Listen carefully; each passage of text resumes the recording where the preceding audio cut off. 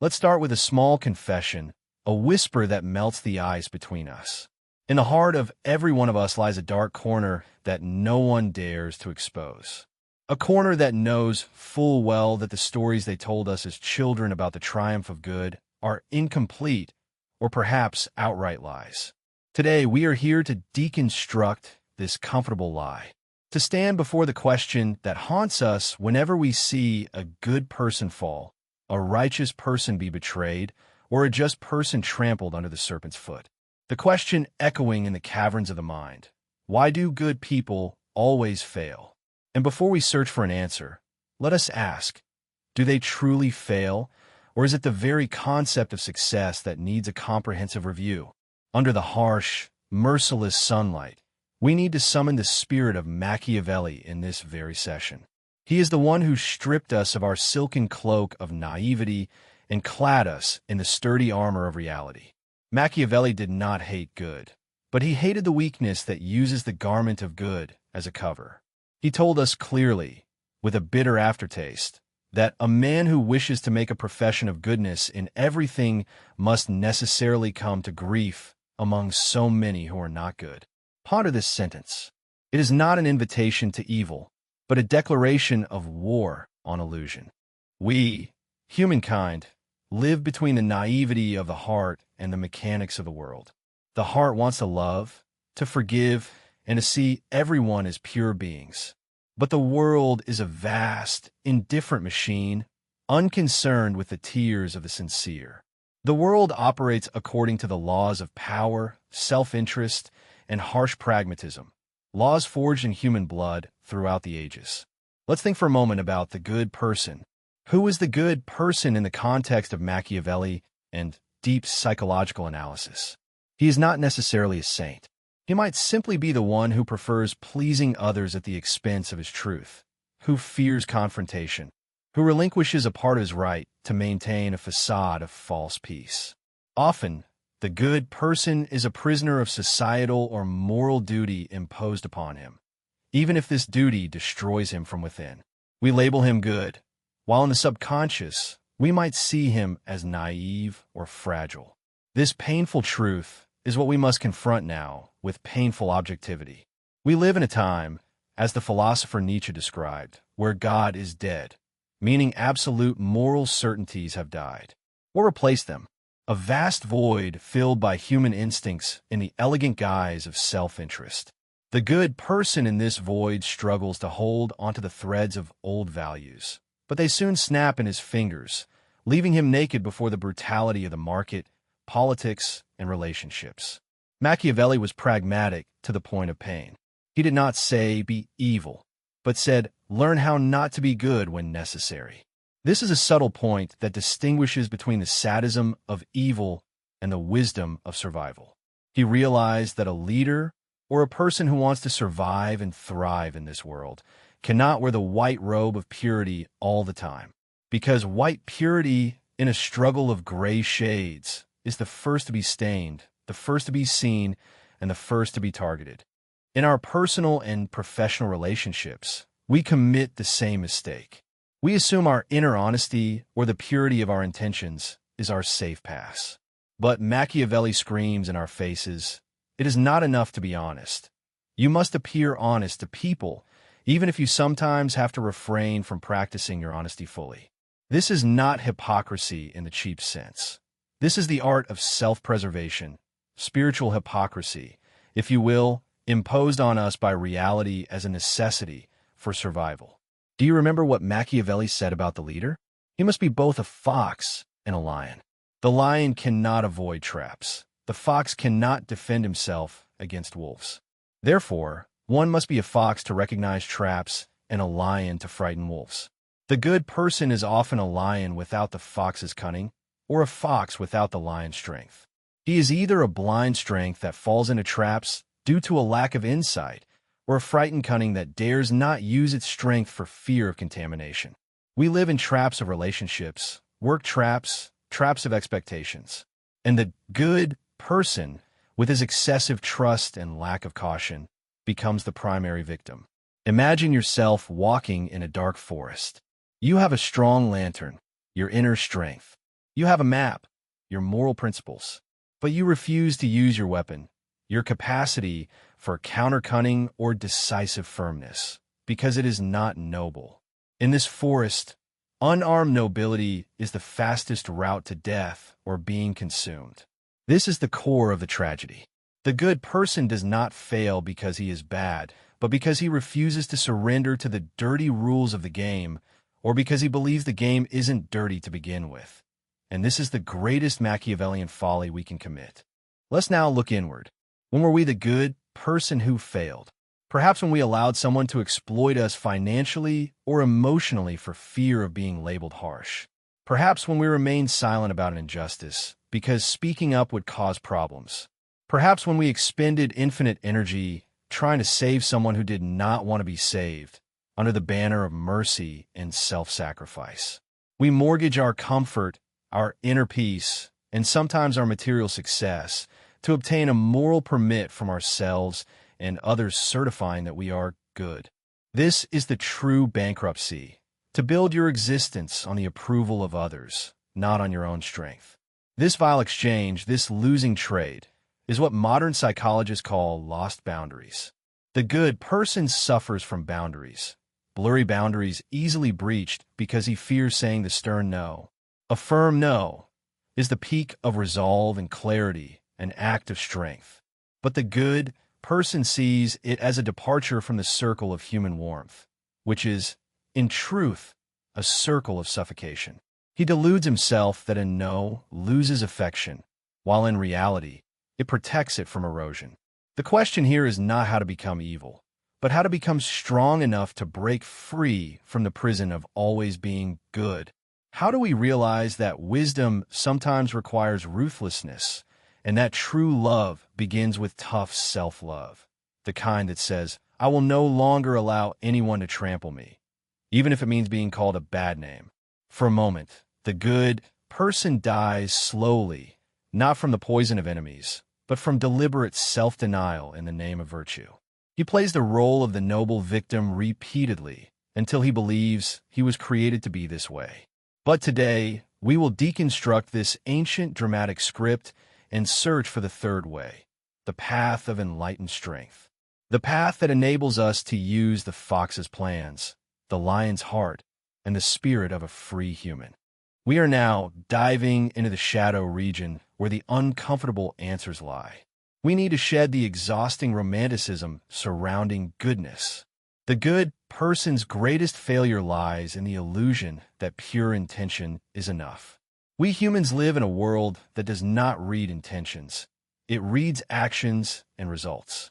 Machiavelli wasn't interested in what was in the prince's heart as much as he was interested in what people saw on the prince's face and what his hands produced. It is not essential, then, that a prince should have all the good qualities, but it is most essential that he should seem to have them. He should appear to be all mercy, faith, integrity, humanity, and religion. To be so is hurtful, but to appear to have them is useful. Contemplate with me this fundamental contradiction. The good person believes that appearing good necessarily coincides with being good, and this is the trap. When we insist on being perfect in an imperfect world, we open the door wide for exploitation.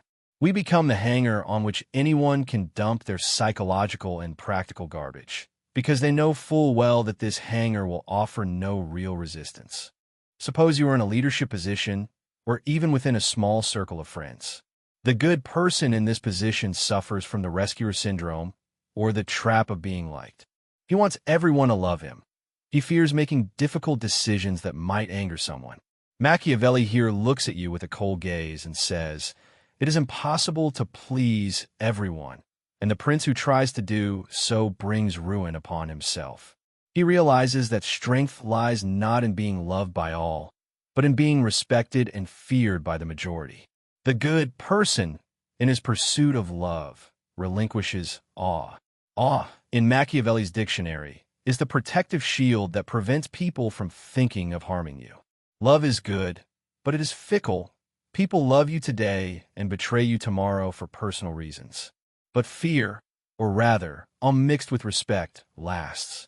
Machiavelli says with painful clarity and candor, It is better to be feared than loved, if you cannot be both. Here we are not talking about the odious fear that breeds rebellion, but the strength that imposes your boundaries and respects your existence. The good person fails here because he interprets any firmness, any decisive decision, as cruelty or ill intent. True cruelty is letting things deteriorate and worsen due to your inability to draw red lines. Cruelty can be allowing someone to continue destructive behavior for fear of upsetting them with a harsh truth. This is incompetence coded in goodness. Let's take an example from literature that illustrates this conflict. The character of Don Quixote is the epitome of the good person who fails. He sees the world through an idealistic lens. He sees windmills as giants and prostitutes as ladies. He does not see the world as it is, but as he thinks it should be. And this disconnect from reality is itself the sure recipe for failure, not just political, but existential. You cannot fight with the weapons of the past on the battlefield of the present. What about the engineering of failure we mentioned earlier? The good person engineers his failure through a series of repeated psychological errors. Immediate and infinite responsiveness. The good person thinks he must be available to everyone all the time. He places no value on his time and energy, seeing them as public property. Machiavelli teaches us that refraining from help sometimes, or delaying it, increases its value. Scarcity begets value.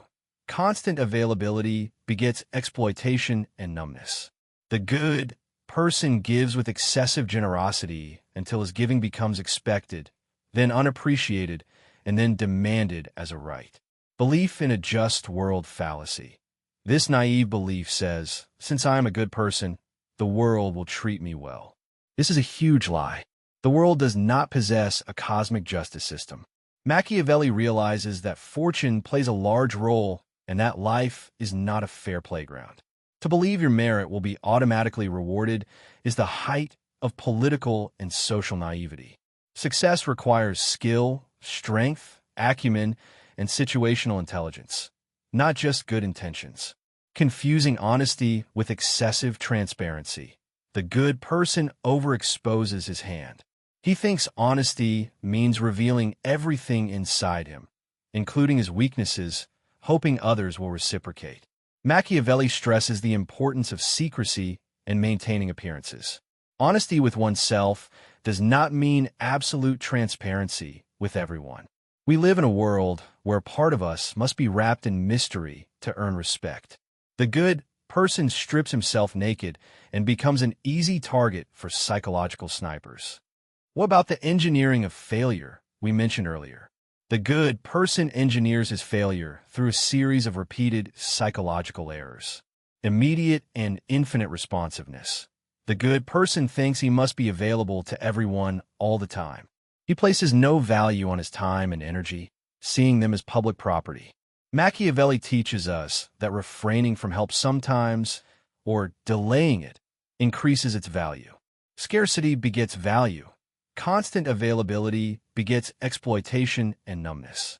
The good person gives with excessive generosity until his giving becomes expected, then unappreciated, and then demanded as a right. Belief in a just world fallacy. This naive belief says, since I am a good person, the world will treat me well. This is a huge lie. The world does not possess a cosmic justice system. Machiavelli realizes that fortune plays a large role and that life is not a fair playground. To believe your merit will be automatically rewarded is the height of political and social naivety. Success requires skill, strength, acumen, and situational intelligence, not just good intentions. Confusing honesty with excessive transparency. The good person overexposes his hand. He thinks honesty means revealing everything inside him, including his weaknesses, hoping others will reciprocate. Machiavelli stresses the importance of secrecy and maintaining appearances. Honesty with oneself does not mean absolute transparency with everyone. We live in a world where part of us must be wrapped in mystery to earn respect. The good person strips himself naked and becomes an easy target for psychological snipers. Here we must stop and ask, what is the origin of this fragility in our souls? Its origin is often a deep fear of rejection. We fear being expelled from the tribe, being neglected. So we act with excessive goodness as a way to obligate others to accept us. It is a psychological bribe we pay in advance. I will be good, obedient, and nice, so will you love me? Machiavelli would describe this as a relinquishment of personal power for the illusion of security. To clarify this more precisely, let's look at the concept of moral courage. The good person often possesses the courage of self-sacrifice, but lacks the courage of confrontation. He is brave in facing the pain he causes himself, but cowardly in facing the pain he might cause others. This is the fundamental difference between the passive good person and the morally strong human. The morally strong human realizes that preserving justice sometimes requires turning the tables and telling the burning truth, even if it costs temporary isolation. Machiavelli offers us a key here. He obliges us to think of power not as an absolute evil, but as a necessary currency for transactions in the dealings of life. If you do not possess the currency, you cannot purchase freedom or safety. Therefore, his duty was not to teach us how to be ethical, but how to survive and gain control in the intricate political reality, which is a magnified image of our daily relationships. In this dive, we must redefine the concept of strength. Strength is not in terrifying people, but in self-control first, and the ability to use all available tools: kindness, firmness, intelligence, and even cunning at the right time. The good person fails because he denies himself the right to use 90% of the survival tools in life's toolbox, deeming them unbecoming.